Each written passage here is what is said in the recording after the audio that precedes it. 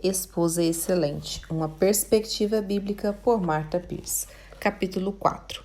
O que a esposa deve entender sobre os relacionamentos? O padrão de Deus.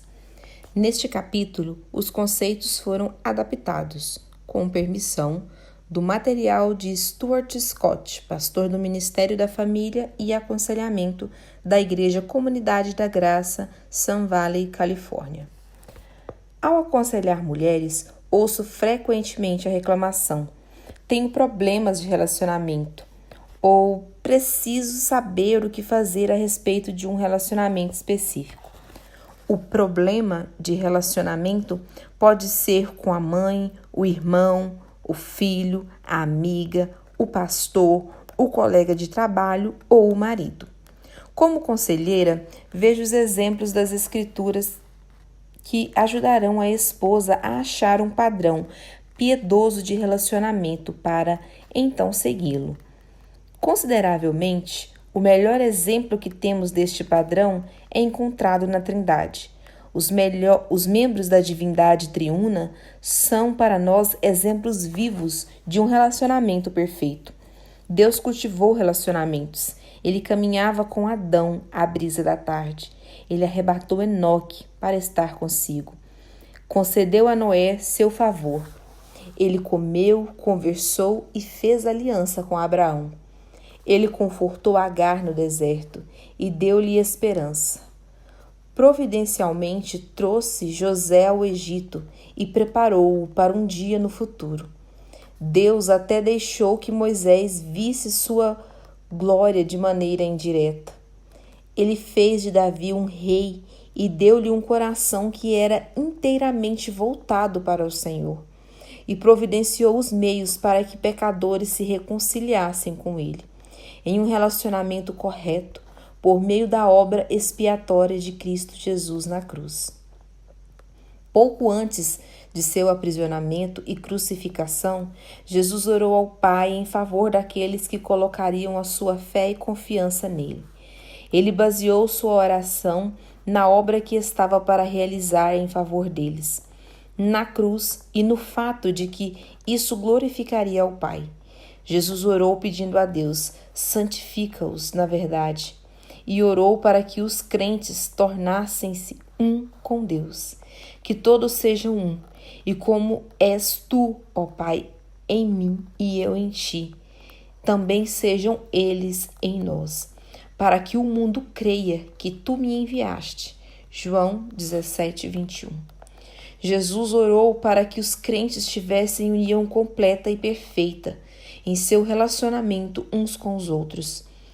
Eu lhes tenho transmitido a glória que tens dado, para que sejam um, como nós somos um, eu neles e tu em mim, a fim de que sejam aperfeiçoados na unidade, para que o mundo conheça que tu me enviaste e os amaste, como também amaste a mim.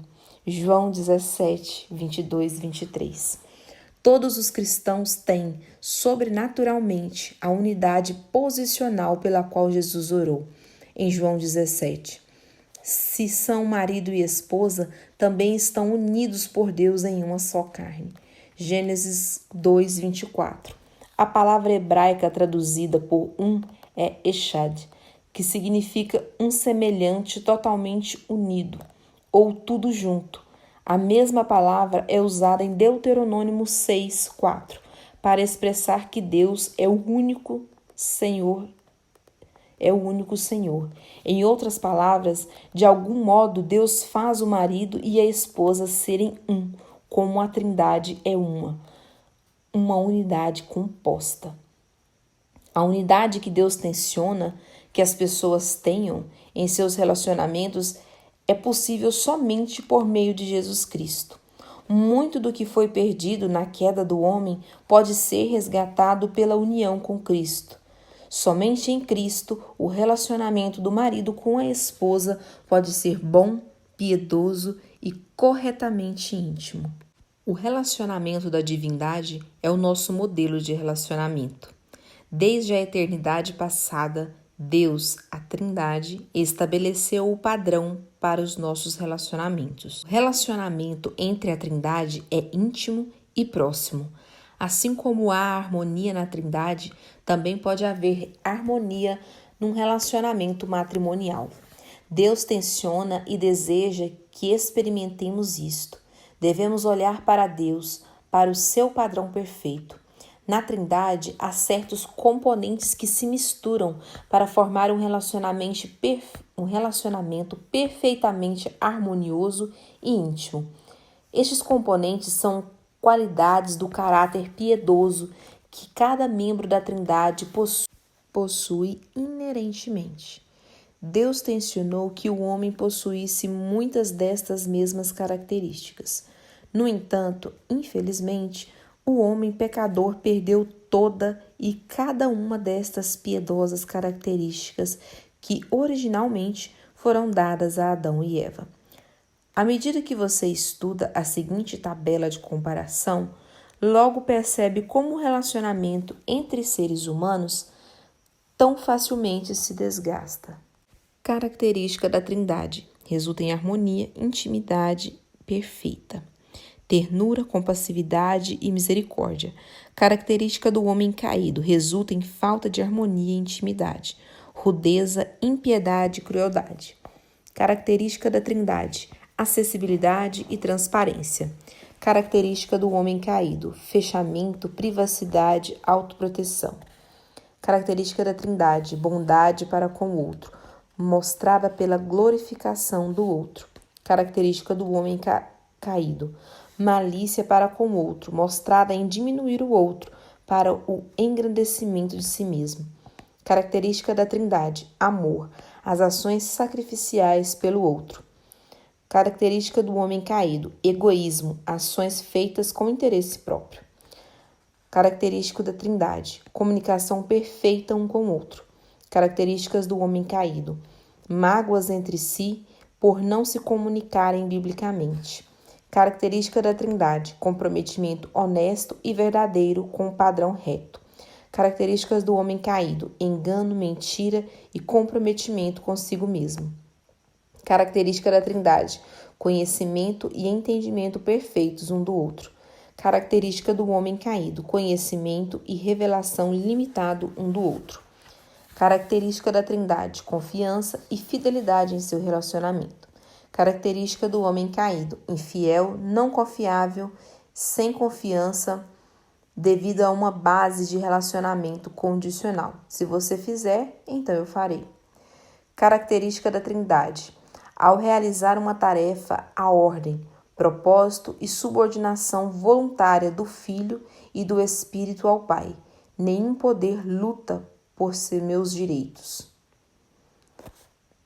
Características do homem caído: inclinado a manipular com ira, lágrimas, ameaças, para que seja feito do seu modo, busca desesperada por meus direitos. Como você pode ver, a Trindade possui perfeita unidade e harmonia. De fato, os três membros da divindade são interligados, que parecem uma só pessoa, quando na verdade são três. Uma vez que os três membros da divindade são nosso exemplo perfeito, leia cuidadosamente a explicação de como os membros da Trindade se relacionam um com o outro. Abre aspas. A Trindade é um relacionamento no qual três pessoas eternas, cada uma perfeita em caráter e totalmente iguais em ser, poder e glória, revelam, conhecem e amam um ao outro com ternura e perfeição, para o bem do outro, no contexto de um comprometimento eterno. Quando decidem estabelecer e alcançar um alvo para o propósito de ordem e administração, Deus Filho, Deus Espírito concordam voluntariamente com Deus Pai, a fim de trabalharem de acordo com seus perfeitos planos. Uma vez que trabalham juntos, são totalmente unidos em desejo, pensamento e ação, até que atinjam o alvo. Assim, eles são uma pluralidade em unidade. Fecha aspas. Maridos e esposas fariam bem em aprender o padrão de Deus e lutar por alcançar, pela graça de Deus, os mesmos traços deste caráter. Este é novamente o alvo e desejo de Deus para nós. Efésios 5, 22 a 33. Observe especialmente quanto amor piedoso há na Trindade. Note também a sua humildade. Mesmo sendo iguais em ser, o Filho e o Espírito submetem voluntariamente ao Pai. Eles se comunicam intimamente entre si. Não há confusão, mas somente harmonia e unidade perfeita. Unidade perfeita é a norma de Deus dentro da Trindade. No entanto, qual é a norma de Deus para a humanidade e seus relacionamentos? A norma de Deus para o homem em seus relacionamentos é ser e agir como o Senhor Jesus Cristo.